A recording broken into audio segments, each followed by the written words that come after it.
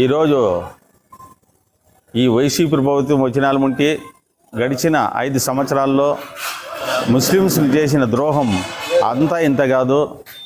ముస్లిమ్స్లు చేసిన నష్టం ఎంత కావాలంటే అంత నష్టం చేశాడు.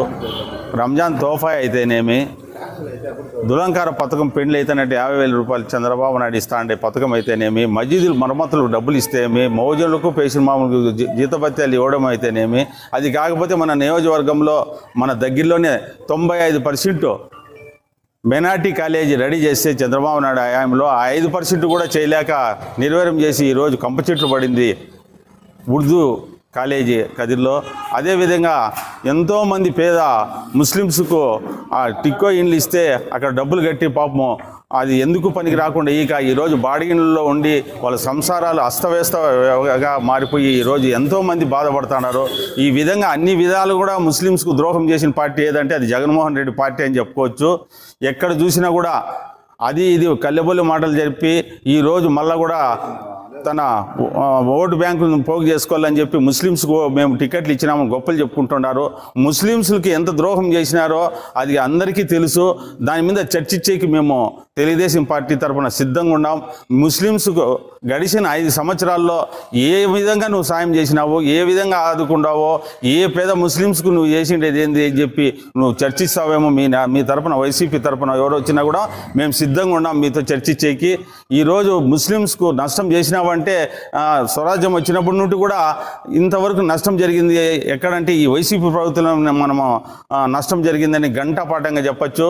ఈసారి 2024లో ఈ ముస్లిమ్స్ నా సోదరులకు నేను ఒకటే చెప్తున్నాను, మీరు తెలివి కనుకోండి.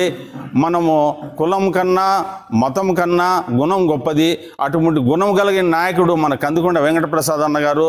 మీరు అందరూ గుర్తించి 20 సంవత్సరాల్లో మన ముస్లిమ్స్లకైతేనేమి అందరూ కూడా తోడుండి ఏ విధం కష్టం వచ్చినా కూడా ముస్లిమ్స్లు ఆదుకొని, అదేవిధంగా మైనార్టీ ఫంక్షన్ హాల్ అర్ధార్థంగా ఆగిపోయింటే తన సొంత నిధులు 40 లక్షల రూపాయలు ఇచ్చి అక్కడ నిర్మించి ఈరోజు ముస్లిమ్స్లు ఇవ్వడం జరిగింది.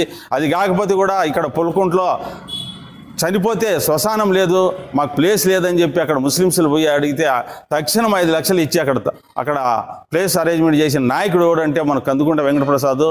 కాబట్టి నియోజకవర్గం ముస్లిం నా సోదరులకు అందరికీ నేను తెలియజెప్తున్నాను, మీరు ఇదేనా ఎక్కడ జరిగింది మంచి ఎక్కడ చెడ్డ జరిగిందో ఆలోచించి ఓటేయాలని నేను కోరుకుంటున్నాను. మేము హజ్ కమిటీ నెంబర్ ఉన్నప్పుడు హైదరాబాద్లో మేము డైరెక్ట్ పోయి చంద్రబాబు నాయుడికి అడిగాం, సార్ ఇక్కడ మైనార్టీ సోదరులు మాకు సహకరించలేదు, మేము ప్రోగ్రాం పెట్టుకోవాలా, ఏదైనా చర్చించుకోవాలంటే వాళ్ళు అనుమతి తీసుకోవాలా, వాళ్ళు చెప్పినప్పుడే మేము హాజరు కావాలా, ఈ విధంగా ఇబ్బంది ఉందని మేము పోయి అడిగితే తక్షణం నగి మీకు అందరికి కలిసి ఉమ్మడి రాష్ట్రానికి ఒకటి ఉంటే మీకు 2 ఇస్తాను కోరుకోండి అంటే ఇమీడియట్గా మాకు 30 లక్షల రూపాయల డబ్బులు, కడపలో ఒకటి విజయవాడలో ఒకటి అత్యవసరం నిర్మించిన ఘనత ఎవరిదంటే చంద్రబాబు నాయుడు గారిది. కాబట్టి నేను ఈ నియోజకవర్గం ముస్లిం సోదరులకు ఒకటే తెలియజెప్తున్నాను, దయచేసి మంచి ఎక్కడ జరుగుతుంది చెడ్డ ఎక్కడ జరుగుతుంది అని చెప్పి గమనించండి. ఈరోజు ఏదో ఎన్డీఏలో ప్రభుత్వంలో చేరి ముస్లిమ్స్కు నష్టం వస్తుంది అని చెప్పి వీళ్ళంతా చెప్తా ఉన్నారు. గతంలో కూడా 2014 నుండి 2019 వరకు కూడా మనం ఎన్డీఏలో ఉన్నాం. ఏ ఒక్క ముస్లిం సోదరునికి కూడా వాళ్ళని కూడా కాపాడిన నాయకుడు మన చంద్రబాబు నాయుడు. ఇది మీరు గుర్తించుకొని దయచేసి రాబోయే ఎలక్షన్లో సైకిల్ గుర్తుకు ఓటేసి ప్రసాదన్నకు గెలిపించాలని కోరుకుంటూ మన కష్టసుఖాల్లో భాగం పంచుకునే నాయకుడు ఎవడంటే కందుకొండ వెంకటప్రసాద్ అన్న గారు. ఎక్కడ చూసినా ముస్లిమ్స్ అంటే ఆయనకి చాలా ప్రేమ ఉంది కూడా మీరు గమనించండి. కదిర్లో ఎంతోమంది ముస్లిమ్స్ సోదరులకు ఆదుకొని అన్ని విధాల ముందుండి సాయం చేసిన నాయకుడు ఎవడంటే కందుకొండ వెంకటప్రసాద్. మీరందరూ కూడా గమనించి రాబోయే ఎలక్షన్లో పార్టీలకు అతీతంగా మీరు పనిచేసి కందుకొండ వెంకటప్రసాద్ అన్న గారికి గెలుపు కృషి చేయాలా, సైకిల్ గుర్తుకు ఓటేసి గెలిపించాలని కోరుకుంటూ సెలవు తీసుకుంటాను.